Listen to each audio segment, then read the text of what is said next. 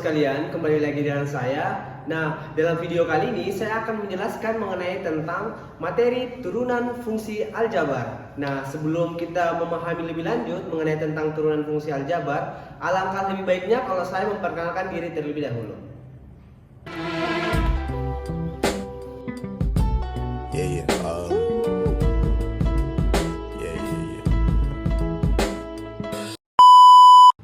Baik teman-teman sekalian, langsung saja kita masuk kepada materi kita hari ini, yaitu tentang memahami turunan fungsi. Nah, adapun tujuan pembelajaran kita hari ini ada 3. Yang pertama adalah memahami konsep turunan fungsi, kemudian yang kedua itu mengetahui sifat-sifat turunan, dan yang ketiga adalah mengaplikasikan turunan. Nah, langsung saja kita masuk kepada bagian yang pertama atau poin yang pertama, yaitu tentang definisi turunan fungsi atau konsep turunan fungsi. Nah, untuk konsep turunan fungsi yaitu turunan menunjukkan laju perubahan nilai suatu fungsi terhadap variabelnya. Nah, kita bisa definisikan sebagai berikut, yaitu f aksen x sama dengan limit fx ditambah delta x dikurang fx per delta x, di mana delta x ini menuju 0. Nah, untuk penulisan turunan fungsi bagaimana sih? Nah, penulisan turunan fungsi itu terbagi menjadi 2, yaitu ada kita bisa menggunakan notasi Newton dan kita bisa menggunakan notasi Leibniz. Nah, untuk yang pertama kita bisa menggunakan notasi Newton. Nah, untuk turunan fungsi yang pertama kita bisa simbolkan atau kita bisa menggunakan y aksen atau f aksen x. Nah, ini digunakan untuk menyatakan turunan fungsi yang pertama. Nah, bagaimana kalau kita menggunakan notasi Newton untuk turunan yang kedua? Maka kita bisa, kita hapus terlebih dahulu. Nah, ini kan untuk penulisan turunan fungsi yang pertama. Nah, bagaimana kalau kita menggunakan turunan fungsi yang kedua, yang ketiga, dan lain sebagainya? Maka tinggal kita tambahkan. Untuk turunan fungsi yang kedua kita bisa menggunakan f double aksen x atau kita bisa menggunakan y double aksen. Maka kalau turunan fungsi yang ketiga bagaimana? Tinggal kita tambahkan 3 double aksen. Nah, ini kayak begitu dan seterusnya. Nah, kita hapus terlebih dahulu. Nah, itu untuk notasi Newton. Nah, yang kedua kita bisa menggunakan notasi Leibniz untuk penulisan turunan fungsi. Di sini ada dy per dx untuk laju perubahan y terhadap x. Nah, kemudian untuk turunan yang keduanya kita bisa menggunakan d kuadrat y per dx kuadrat. Itu penulisan turunan fungsi kalau kita menggunakan notasi Leibniz. Nah, kemudian kita lanjut kepada bagian yang kedua, yaitu sifat-sifat turunan fungsi. Nah, di sini sifat-sifat turunan fungsi ini terbagi menjadi 2, yaitu ada turunan fungsi aljabar dan turunan fungsi trigonometri. Nah, untuk yang pertama itu turunan fungsi aljabar. Di sini kita bagi menjadi 2 lagi di turunan fungsi aljabar, yaitu ada polinomial dan ada kombinasi. Nah, kita masuk kepada poin yang pertama, yaitu polinomial. Adapun rumus dari sifat-sifat turunan fungsi aljabar pada polinomial itu yang begini. Kita bisa gunakan. Nah, ini turunan ketika kita memiliki turunan fx sama dengan ax pangkat n, di mana a ini adalah konstanta, kemudian x adalah variabel dan n adalah pangkat. Nah, di sini untuk turunan pertamanya itu kita simbolkan sebagai f aksen x sama dengan n dikali dengan ax pangkat n dikurang 1. Nah, untuk lebih jelasnya kita bisa lihat contohnya. Nah, di sini kita memiliki contoh. Di sini saya akan tulis lagi. Nah, contohnya ketika kita memiliki turunan fx sama dengan 3x pangkat 4, maka turunan pertamanya adalah 12x pangkat 3. Nah, kok bisa dari 3x pangkat 4 langsung 12x pangkat 3? Nah, untuk cara menjawabnya kita bisa menggunakan rumus yang sudah saya jelaskan tadi. Maka kita bisa tulis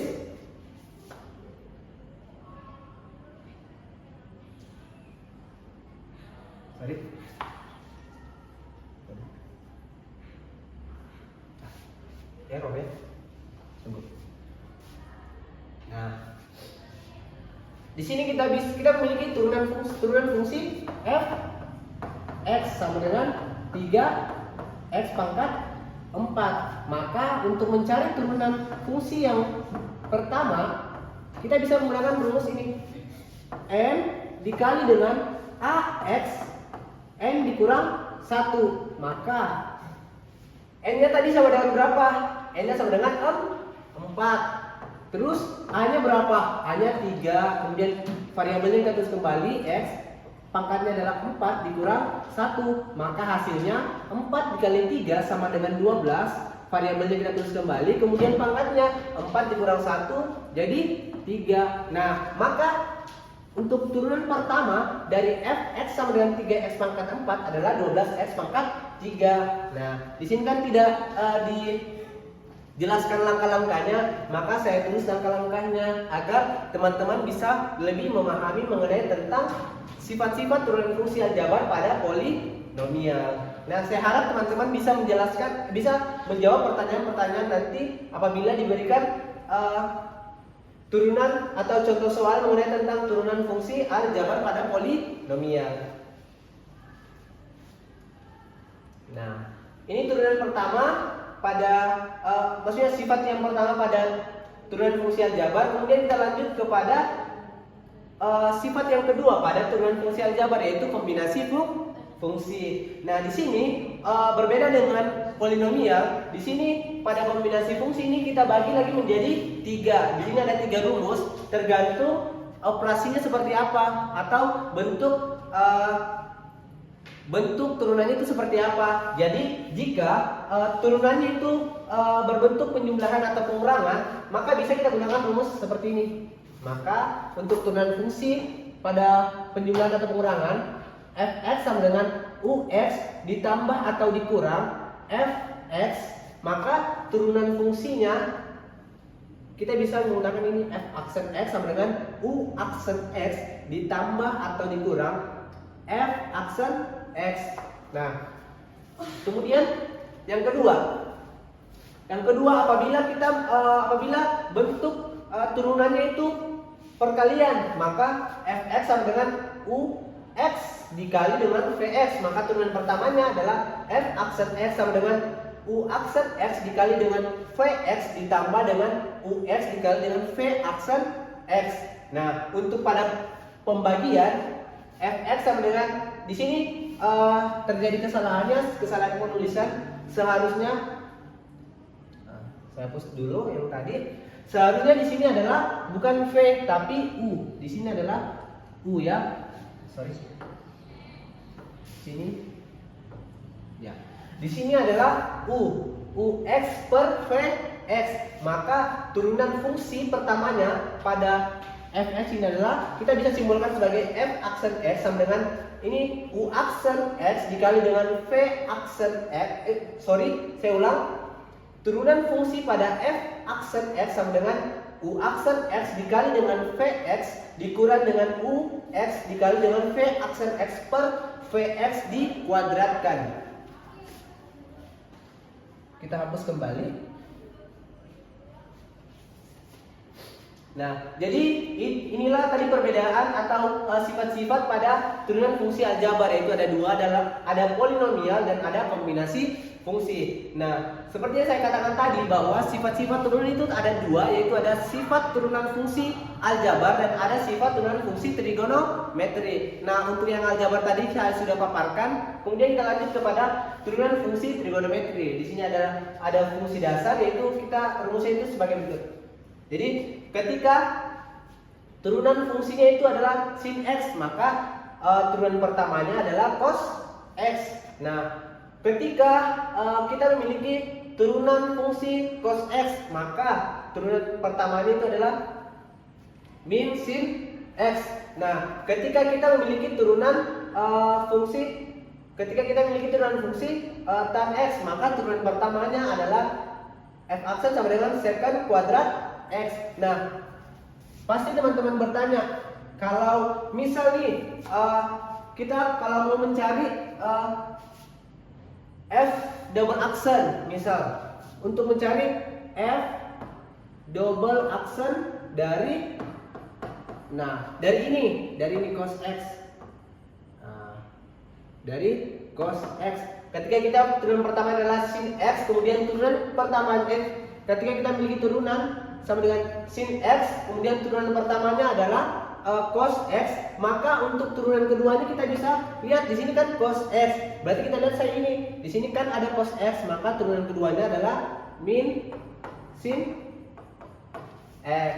Nah, seperti itu untuk cara menjawab apabila di dalam soal kita disuruh mencari turunan kedua, tidak hanya turunan pertama saja.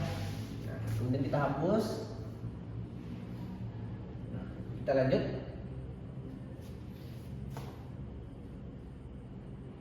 Oke, nah kemudian kita lanjut pada aturan rantai pada turunan. Nah, untuk fungsi komposisi Y sama dengan f Gx, nah gimana tuh cara jawabnya untuk ini? Sorry,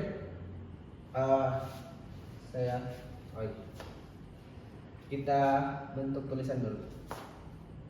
Nah, gimana kalau bentuk turunannya itu seperti ini? Nah, untuk lebih jelasnya kita langsung pada ke contoh soalnya saja. Nah, jika ketika kita memiliki turunan pertama, jika Y sama dengan 3x kuadrat ditambah 2 dipangkatkan 5, maka untuk mencari atau menyelesaikan persoalan seperti ini, kita bisa gunakan dulu, kita bisa misalkan, sini kita misalkan. Sini untuk cara jawabnya, sini kita jawab. Ini kita misalkan U sama dengan 3x kuadrat ditambah 2, yang ini, yang di dalamnya ini adalah U, maka 3x kuadrat ditambah 2, maka turunan pertama dari U adalah 6x. Nah, dari mana 6x? Nah, U nya adalah 3x kuadrat ditambah 2. Nah, kita kembali ke sifat polinomial. Nah, kita kembali ke sifat polinomial bahwa 3x U sama dengan 3x kuadrat ditambah 2 sama dengan, apabila kita mencari U aksennya, maka kita kita bisa menggunakan rumus n dikali ax n kurang 1.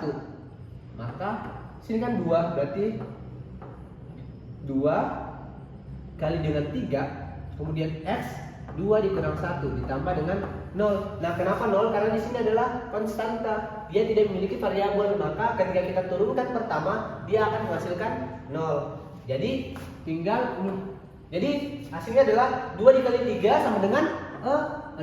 Kemudian x yang kita tulis kembali, 2 dikurang 1 adalah 1. Maka ketika pangkatnya 1, maka kita tidak perlu tulis, maka hasilnya adalah 6x. Nah, sama kan? Iya, jadi ini adalah langkah-langkah untuk mencari U aksennya. Nah, kemudian kita tulis Y-nya sama dengan U5, karena ini kan kita sudah misalkan jadi U, maka Y-nya sama dengan U5. Maka Y aksennya adalah 5U pangkat 4 dikali dengan U aksen. Jadi ini kita turunkan pertama, kemudian U aksennya kita kalikan dengan U aksen. Jadi Y aksen sama dengan 5U pangkat 4 dikali dengan U aksen. Nah, setelah itu ini kita substitusi. U-nya kita substitusi, ini kan U. Kita substitusi ke dalam Y aksen, kemudian U-nya, U aksennya kita substitusi juga. Jadi di sini Y aksen. Nah, ini Y aksen. Y aksen sama dengan 5 kali dengan U-nya berapa? U-nya adalah 3x kuadrat ditambah dengan 2. Maka kita tulis, kemudian dipangkatkan 4 dikali dengan U aksennya berapa? 6x. Maka kita peroleh turunan pertama dari Y sama dengan, atau Y aksen sama dengan 5 dikali dengan 3x kuadrat ditambah 2 pangkat 4 dikali dengan 6x. Nah, itu. Nah, kita sudah menyelesaikan untuk fungsi komposisi Y sama dengan f Gx. Jadi saya harap teman-teman bisa menjawab soal-soal ketika diperoleh soal-soal seperti berikut. Kemudian kita lanjut.